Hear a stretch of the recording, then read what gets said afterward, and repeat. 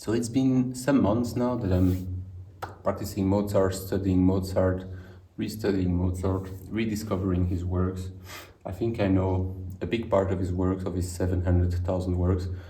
And for sure, I know his piano sonatas. There are 2 volumes, his variation for pianos, his symphonies, maybe the last ones. I don't know them all. His piano trios are so great, piano trios, amazing.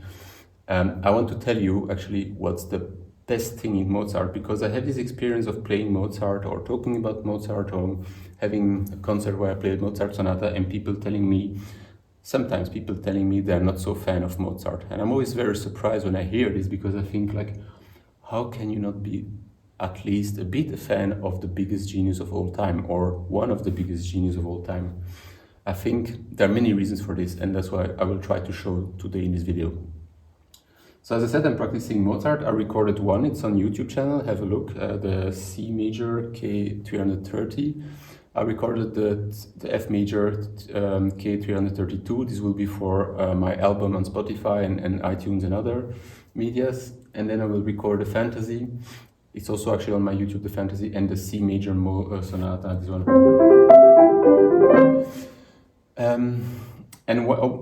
I did this because I wanted to go back in one composer. I like to take sometimes months and go and study the composer. I never read the biography of Mozart, by the way, but I watched some videos on YouTube. There are very good videos of his biography, and there's this amazing film, Amadeus. So one of the things that you have with Mozart, and that I don't find with other composers, is, of course, Mozart is very classical. It's very far from us compared to Chopin, for example. It's more easy, it's closer to us. So the classical style is maybe a difficult style to understand because it sounds superficial, sounds a bit like emotionless.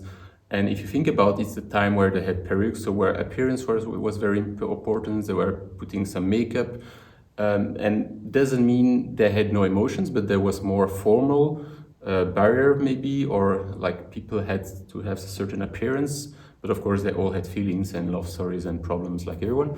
It is a bit the same in Mozart music. So, and it's actually a bit the same in Haydn, which is the same period, or the late Sons of Bach, which is also the same period. There is a kind of strict form and sometimes a bit happy, but behind this form and this superficial happiness, you have a lot of very deep emotions. And that's what I want to show you. And then in Mozart, you have this, because I once compared Haydn sonata and Mozart sonatas. You have this very special thing in Mozart music, in the sonatas, in his concertos, in his symphonies, in his requiem or mass, where you have a sublime moment. That's typical Mozart. It's like very good music, it's perfect music.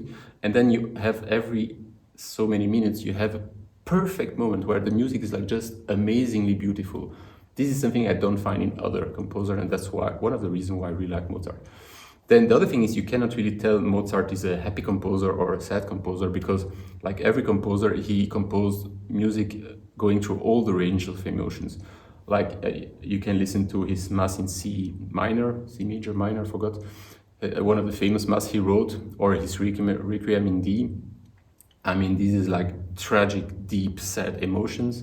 Then you have the middle movements of his sonata, mostly are like beautiful, they are singing, they are soft, they are melancholic, and there are 20 sonatas, so you have 20 slow movements, right? Then in his piano trios, I found this too. You have this amazing moment where the combination between instrument gets magic and the sound is amazing. One very good example of Mozart not being always superficial and fun is, for example, his piano concerto number 24. I really love this beginning. And it's a very easy beginning. It's like a C minor chord with an escapement on A flat, right?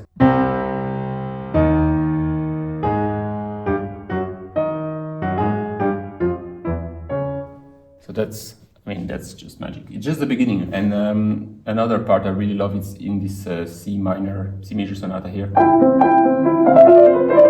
Of course, it's like fun, but it's a first movement, so it's supposed to be a bit faster, right? But then you have this.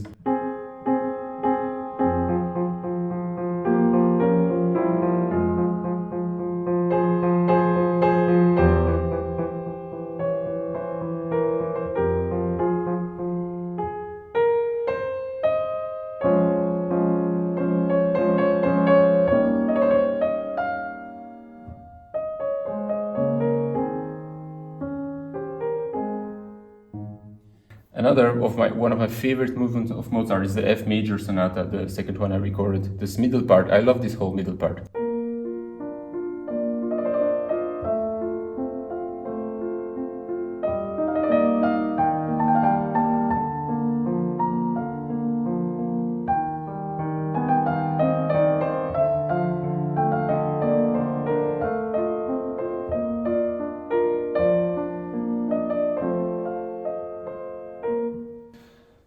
One of the things I recorded for my son for when he's sleeping is the slow movement of this C major sonata 545, this one. So the slow movement is this.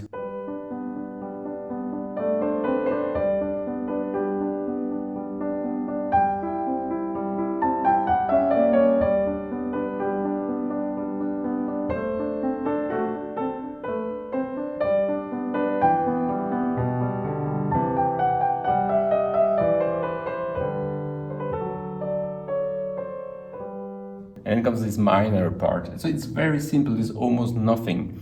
But with this almost nothing, he is doing just the most beautiful, simple, perfect things. Then comes the minor part.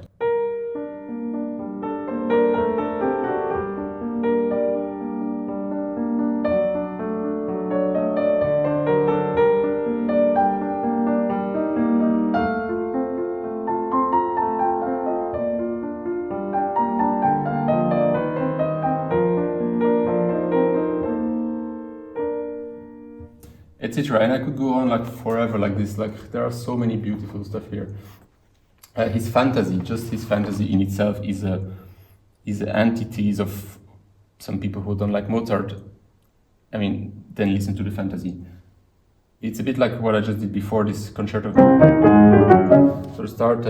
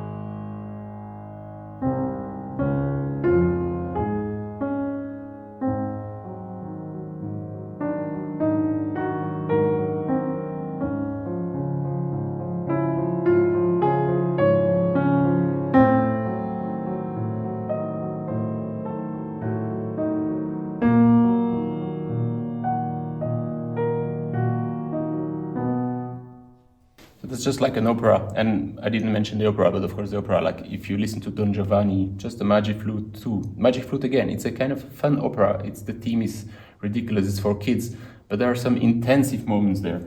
Listen to this, or the Figaro, not the Figaro, it's also amazing, and Don Giovanni is one of the strongest, I think. So that's kind of this fantasy is kind of a small Figaro, because you have all the possible emotions. A bit later we have this more soft theme here.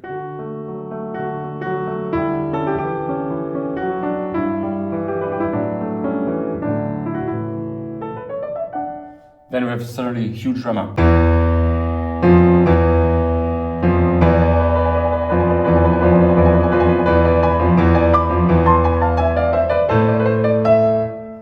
Then comes a kind of super, almost modern, kitschy piece here.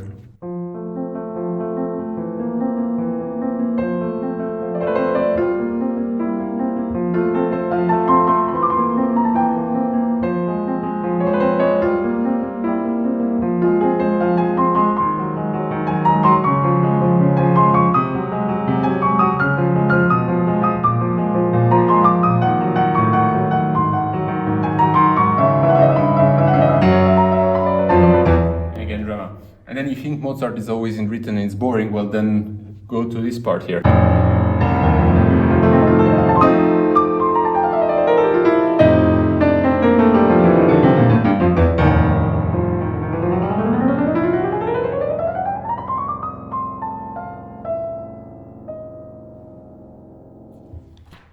And one of my favorite parts is this one too. So that's kind of almost virtuoso music.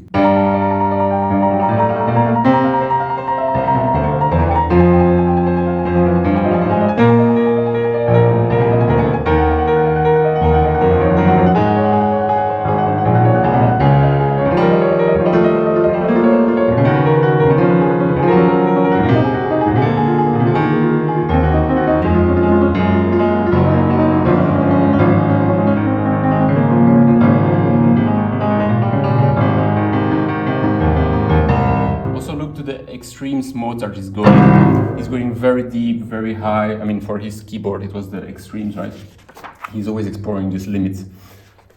Then in his piano concertos, which are some of the best works of Mozart, just let's take the most famous, the most iconic, it's his number 20.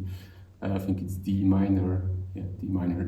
Or if I remember correctly, it's one of the few in minor. So the orchestra is starting like this, again, like an opera, very dramatic.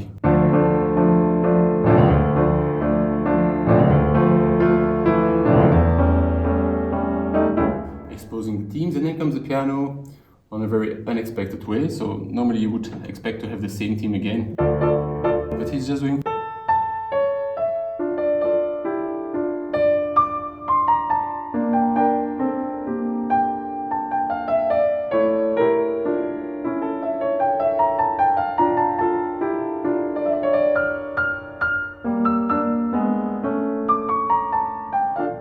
So that's one example, the 21. Must listen. The 20, sorry. The 21, well, perfect example too. That's one of the very famous one.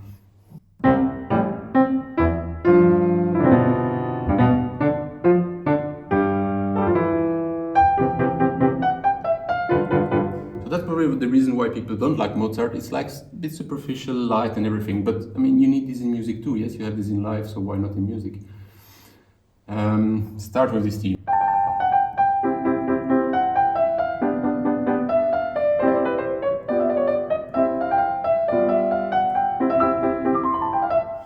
But then, so this kind of stuff I would suggest, if you have trouble listening, just relax and listen to the perfection of balance between everything, because that's what's happening there most of the time. It's like everything is there what you need to have. And then this piano concerto, of course, you cannot not mention the second movement, which is the most probably one of the most famous thing in Mozart. You have this in many methods for beginners. So there, the cadenza is this one.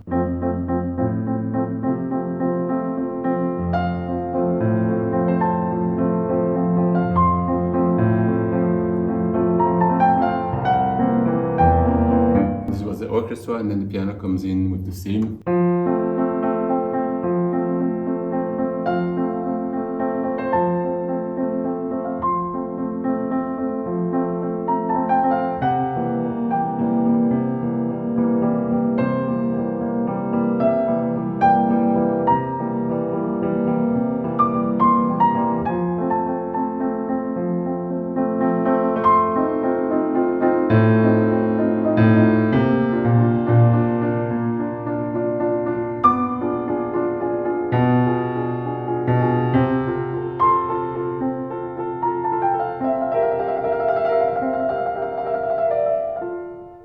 So this is just perfect. I played these ones for, so a woman came, met me and asked me if I could play, her husband died, and she asked me if I could play this to the funeral, and I did. And I can tell you this was really strong music. That's a kind of moment where you realize the depth of Mozart music. Then there are many things I cannot play you because it would be difficult on the piano, but like I said, Don Giovanni, the Magic Flute, the other operas like are a bit less famous, not always that great, and of course Mozart, or not all the works of Mozart are the same intensity. They are not all amazing. Some are just nice, some are okay. But by the way, like think about this, Mozart, I have students playing, I have it here, where is it? My import. So I have students playing the young pieces of Mozart when he was like 6, 7. And I'm always surprised they're already there how much for a kid, because I have kids in piano lessons, they struggle to learn. They're not even there. I have no kid learning this. I have kids playing easier stuff and they struggle a lot with this. And then you just realize that Mozart played this stuff, all of them, but composed them too. Like he came up with these ideas, right? And of course it's not transcendental music, it's not very impressive. But listen to this, that's for example Mozart, he was like, I don't know, like 8 or something there.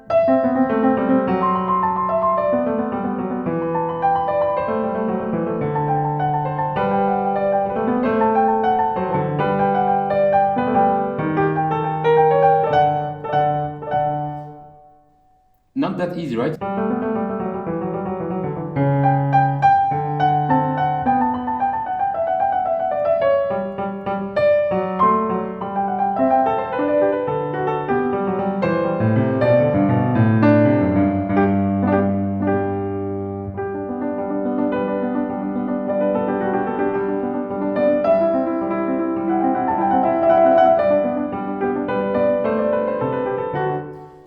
So that's one of the early pieces he wrote, and it's already astonishingly interesting for that age, for a first composition, right? Another sign of, I mean, bring me one kid that composed this, right? Like, it's quite exceptional. Yeah, and then the other thing is, so I've been studying Mozart since I'm a kid. I played Mozart sonatas when I was like 13, 14, when I started piano. And I still do, and I never stopped practicing playing Mozart or listening to Mozart. And what I can tell you is the more you discover, the more you play and listen to Mozart, the more you like it. The more you realize how everything is perfectly balanced and everything.